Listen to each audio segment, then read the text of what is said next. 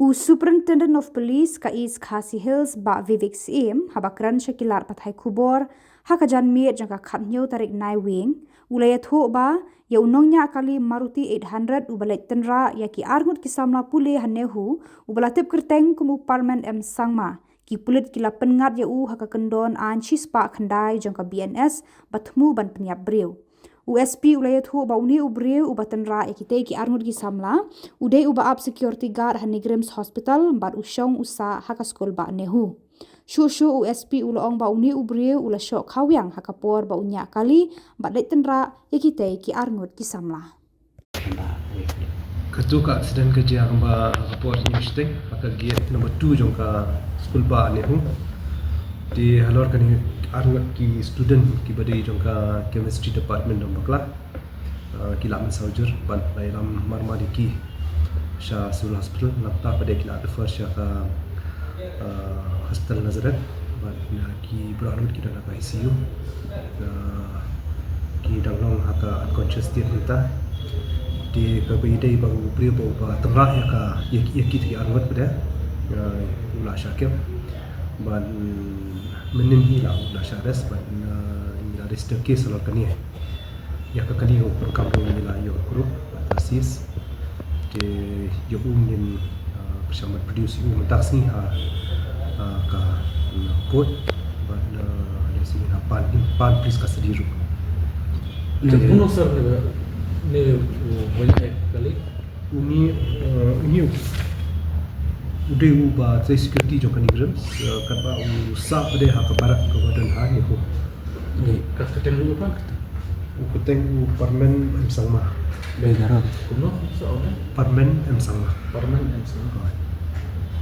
and ki kadang kerja kena bau pelabuhan hadian mengila lihat medical examination jo ni bola syakem ila bakadan ka bola di bakadan ka level of intoxication ke bami hapshu kan ya kali UI ba tu jing tenra deh UI ba di arun dan ki ki ba mensal ki ba mensal tiga dan ka gate tu kan hu la jular dan ki ta gate hi la jular tu kali hi ke tu ndai ba mensal jo ti ya arun Atu ka kita pasal lagi kita boleh di untuk le. Iya mantap aku kata perkamnya di Nilabu hi ka section ka hi ka ba cuat hi ka ban Nilabu hi ka section 109 ka badai jok BNS ka badai ka attempt to murder kemudian kedua itu pun dia ba long ka surat bayar ka ba alaban I syai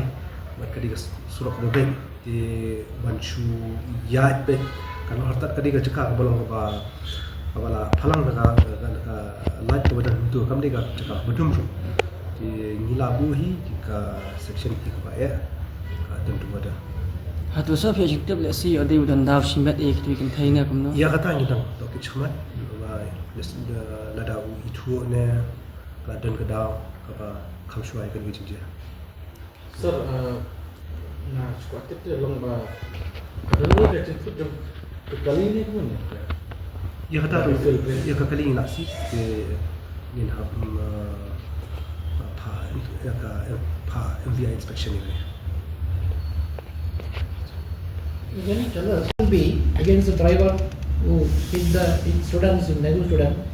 Attempt to murder means it will be considered beyond the traffic sections. Yes, apart from the traffic sections under MV Act, we have 183, 84, 85, 183, 184, 85. We have also mischief. We also have attempt to murder 109 under BNS. So this is not a traffic case per se. We are taking this. This is going to be investigated by the police station. So looking at the footage, is high speed and what is the intention? I mean, is it? No, I see. Number one is prima facie. It appears that he has, and it is fact that he has consumed alcohol. So that is the prima facie reason. But we will see whether there was any other reason, because it is an open space, lighted area, and to drive in such high speed and not to see two people, pedestrians walking it merits more investigation. So who is he actually? He's a security guard. Employed by the Nehu or? No, he's a security guard of Migrants, but his barrack is of the same security agency which is in Nehu. So he stays in the barrack at Nehu.